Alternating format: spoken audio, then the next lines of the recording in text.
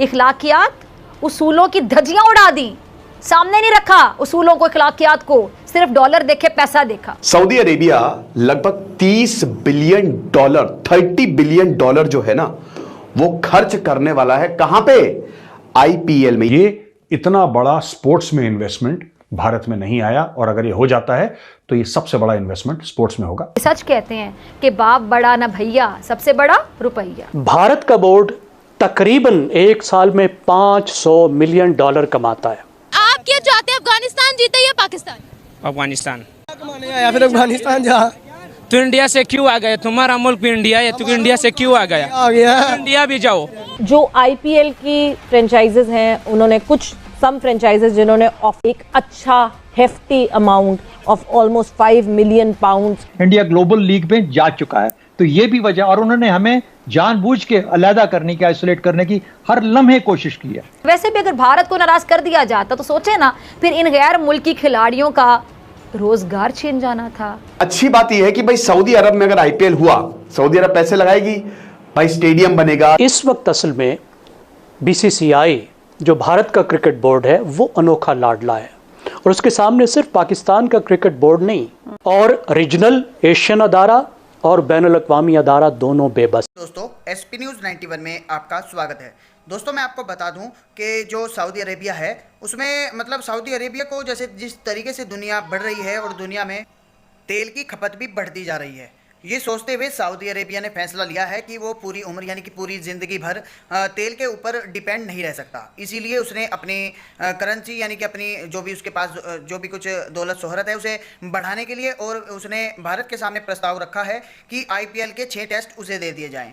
मैं आपको बता दूं कि आईपीएल की जो अब तक टोटल मार्जिन है उसका $11 बिलियन का है, और अगर सऊदी अरब इसमें पैसा लगाता है तो इसका ये सब अमाउंट बढ़ कर के $30 बिलियन पहुंच जाएगा। तो ये एक बहुत ही अच्छी बात है, और सऊदी अरब अपने वहाँ पर इनके लिए मतलब आईपीएल जो मैच होते हैं इसके लिए ग्राउंड तैयार करेगा, और उसके बाद में वहाँ पर टेस्ट मैच भी होंगे, यानी कि पूरा प्रोसेस मतलब अब वहाँ पर भी हुआ करेगा। अब उसने प्रस्ताव रखा है भारत के सामने, अब देखना यह है कि भारत उसे क्या रेस्पॉन्स करता है और अपने आईपीएल का विस्तार कितना करता है।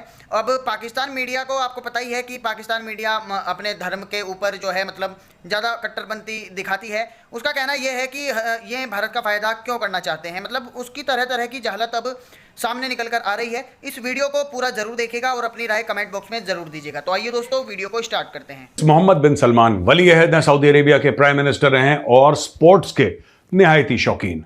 आपको पता है रोनाल्डो दुनिया भर के लोग ये सऊदी अरब पहुंच रखे हैं। सऊदी अरब के जो क्रिकेट के क्लब्स हैं वो बड़े मशहूर हैं, और सऊदी अरब को प्रिंस मोहम्मद बिन सलमान एक मॉडर्न कंट्री बनाना चाहते हैं। आज तक दोस्तों जब लोग सऊदी अरब के बारे में सोचते तो यही था कि अच्छा शरिया कानून लागू है, जो चोरी करेगा हाथ काट देंगे, झूठ बोलेगा जीभ काट देंगे, गलत देखेगा आंखें फोड़ देंगे।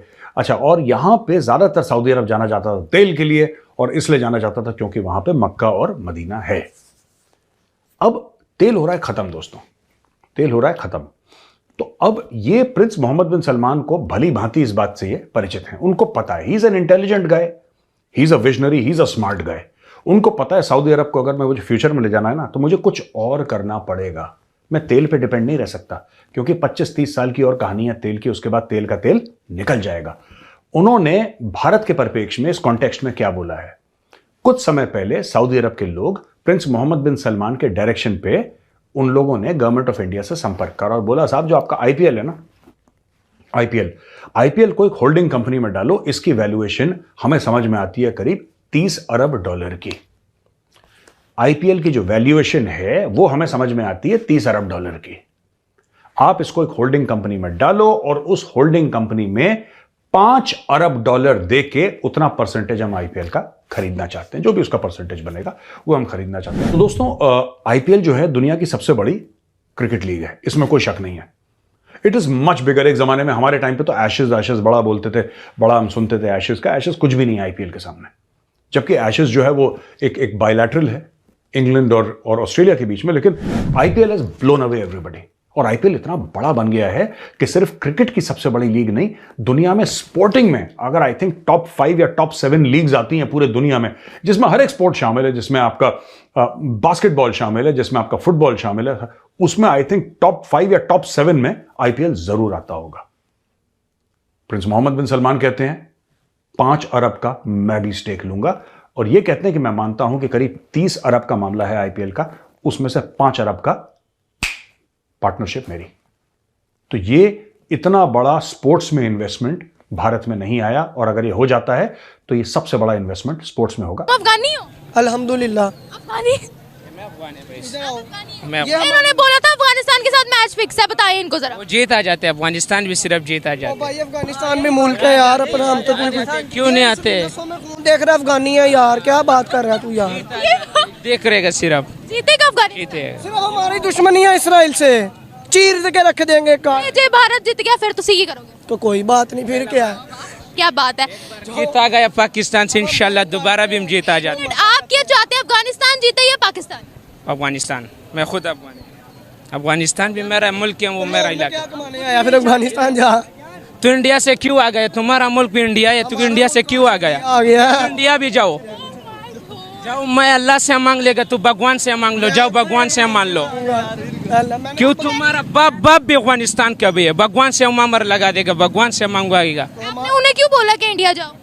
भाई ये खुद अफगानिस्तान के, सारा पठान भी अफगानिस्तान भी है, हम भी अफगानिस्तान का ही है, पठान भी अफगानिस्तान का है। अल्हम्दुलिल्लाह हम भी आप में क्यों? पाकिस्तान वर्सेस इंडिया जब होता है तो किसको सपोर्ट करते हैं? मैं सपोर्ट कर लेगा, सिर्फ अफगानिस्तान का है। जेंटलमैन गेम क्रिकेट कहलाता था। खेल खेल है और खेल को खेल के अंदाज में लेना चाहिए, स्पोर्ट्समैन स्पिरिट पे। शहजाद साहब ने बहुत सी चीजें रख दी और फिर ये कहकर कि इंडिया एक और ही लीग खेल रहा है, वो ग्लोबल लीग का हिस्सा बन गया है। तो इसका मतलब ये है कि अगर वो वहां पर अपनी मोनोपोली रख रहा है क्रिकेट के अंदर, तो वो उसको खेल को खेल नहीं रहने देगा। वो खेल को में सियासत कर रहा है और सियासत की बुनियाद पर पाकिस्तान को आउट करने की कोशिश कर रहा है क्रिकेट ग्राउंड से।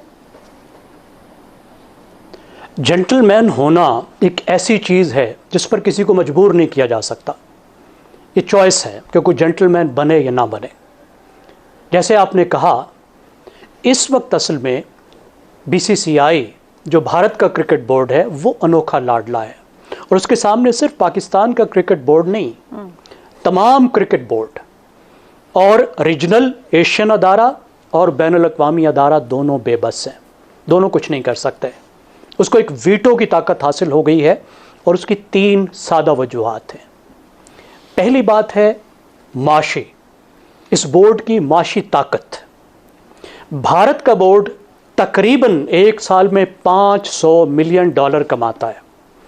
इसके बाद की जो 5 बोर्ड्स हैं उन सब की आप कमाई इकट्ठी भी कर लें तो भारत की कमाई के बराबर नहीं बनती।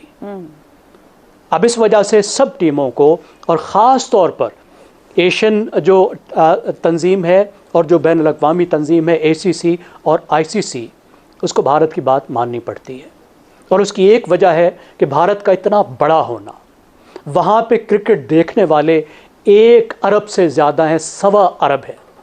उसकी वजह से देखने वालों से जो आमदनी होती है, और फिर ख़ास तौर पर मीडिया के ज़रिए से जो आमदनी होती है, वो इतनी बड़ी आमदनी है कि उसको मिस करना कोई अफोर्ड नहीं कर सकता। दूसरी बात, भारत की सियासी ताकत, भारत का इन्फ्लुएंस, जिसका चौधरी साहब ने जिक्र किया। जैसे जैसे भारत की मईशत बढ़ी है, उसका सफारती वज़न बढ़ा है, और भारत उस सफारती वज़न को हर जगह इस्तेमाल करता है, कहीं नहीं हिचकिचाता। उसने क्रिकेट को ख़ास तौर पर अपनी डिप्लोमेसी के लिए इस्तेमाल किया है, और क्रिकेट पर अपना इन्फ्लुएंस डाला है। ये उसका एक डिप्लोमेसी का, सॉफ्ट पावर का एक टूल है, जिसको वो इस्तेमाल करने से बिल्कुल नहीं हिचकिचाता। तीसरी बात, भारत के खिलाड़ी। भारत के पास दुनिया के बेहतरीन खिलाड़ी मौजूद हैं, एक बहुत अच्छी टीम है, और कोई ये अफोर्ड नहीं कर सकता कि भारत वॉकआउट कर जाए, भारत ना आए, किसी टूर्नामेंट में भारत के खिलाड़ी ना आए। अब ये इतने बड़े फैक्टर्स हैं कि जिसकी वजह से भारत को, भारत की क्रिकेट की तंजीम को वो वीटो पार हासिल हो गया है, और वो ताकत आ गई है कि वो धमकी देकर अपनी बात मनवा लेता है।